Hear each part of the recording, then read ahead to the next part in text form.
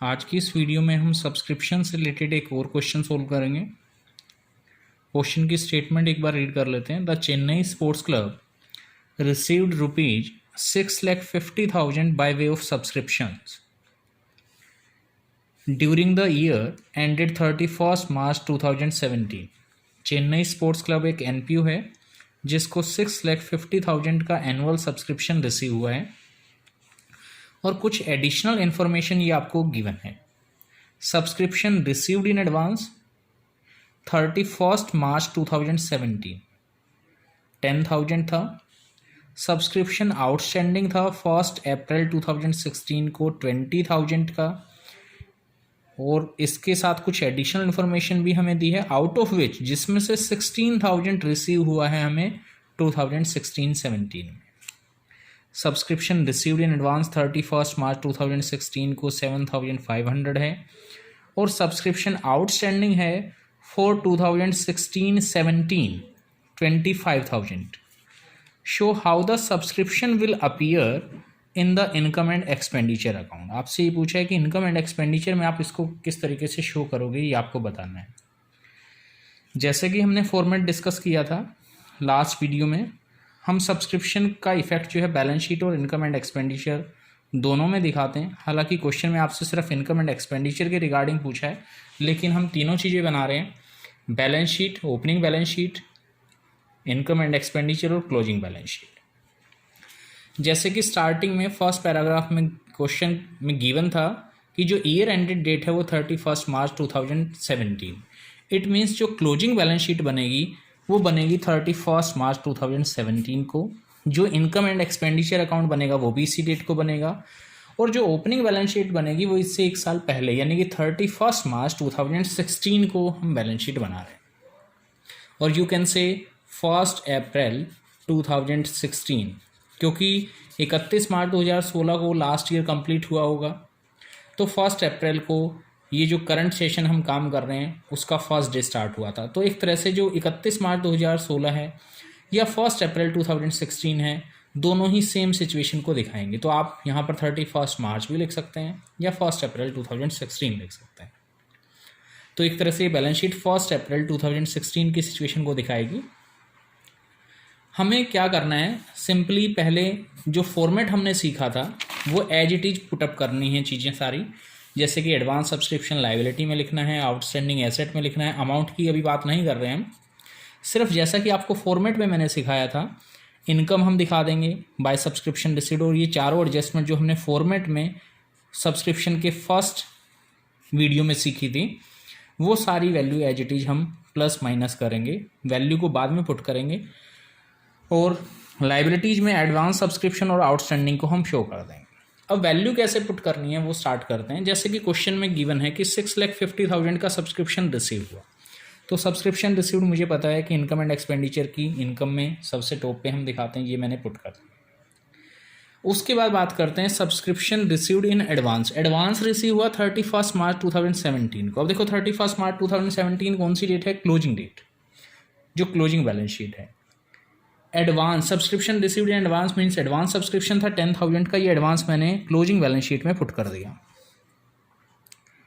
अब इसका इफेक्ट जो है यहाँ भी रहा होगा इनकम साइड कि जो एडवांस सब्सक्रिप्शन एंड का है वो माइनस कर दिया गया।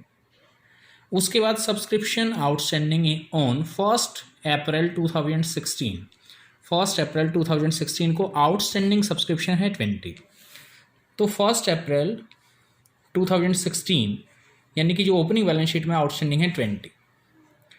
अब आउटस्टैंडिंग 20 है सब्सक्रिप्शन बिगिनिंग में, तो बिगिनिंग वाला आउटस्टैंडिंग सब्सक्रिप्शन क्या होना था, माइनस। मैंने माइनस कितना किया 16, लेकिन वो तो 20 था। यहाँ पर एक चीज़ मैंने लिखी है रिसीव्ड इन करंट ईयर। ये फॉर्मेट में मैंने बताया भी था कि इसका यूज है, ये वैसे ही नहीं लिखा है। इसका यूज क्या है कि जो हमारा स्टार्टिंग में आउटस्टैंडिंग था, मान लीजिए कि पिछले साल किसी मेंबर ने सब्सक्रिप्शन नहीं दिया था, मीन्स वो हमारे लिए आउटस्टैंडिंग सब्सक्रिप्शन था।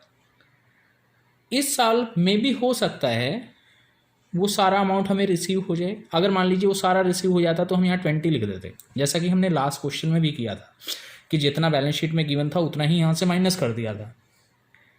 क्योंकि जब तक क्वेश्चन में क्लियर इंस्ट्रक्शन नहीं थी तो हम ये कंसीडर करके चलते हैं कि जो पिछला बकाया था वो सारा रिसीव हो चुका होगा।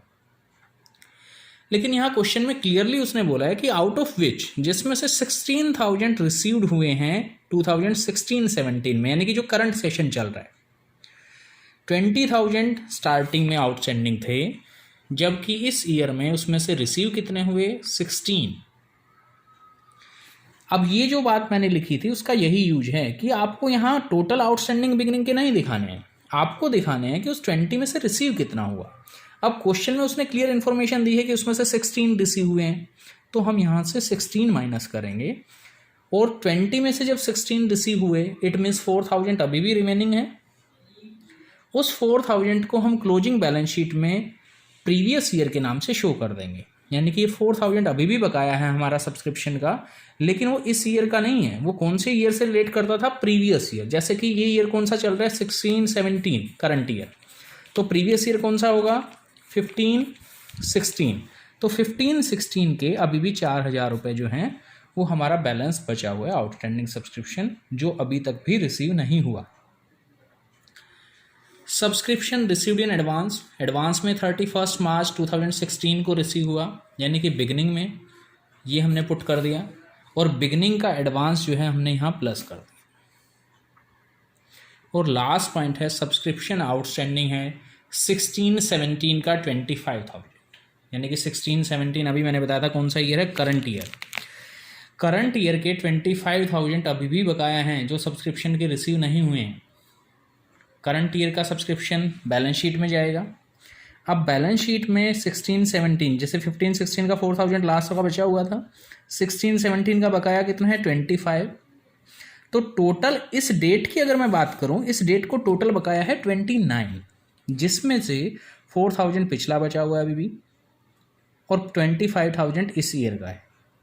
अब यहाँ पर जो प्लस करना है हमें आउटस्टैंडिंग सब्सक्रिप्शन एट एंड, वो करंट ईयर वाला ये करना है, इसलिए मैं ब्रैकेट में यहाँ पर लिखा था मैंने करंट ईयर ओनली, क्योंकि कई बार हम गलती क्या करते हैं कि मेन कॉलम में हमें 29 दिख रहा है और हम यहाँ 29 पुट कर देंगे, जो कि क्वेश्चन को गलत कर देगा।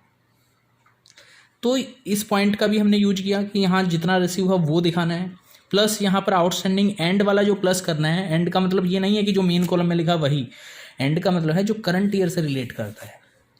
तो ये 25,000 हमें यहाँ शो करना है। तो इनको जब ऐड लेस करेंगे तो फाइनल फिगर आ जाएगी 6,56,500।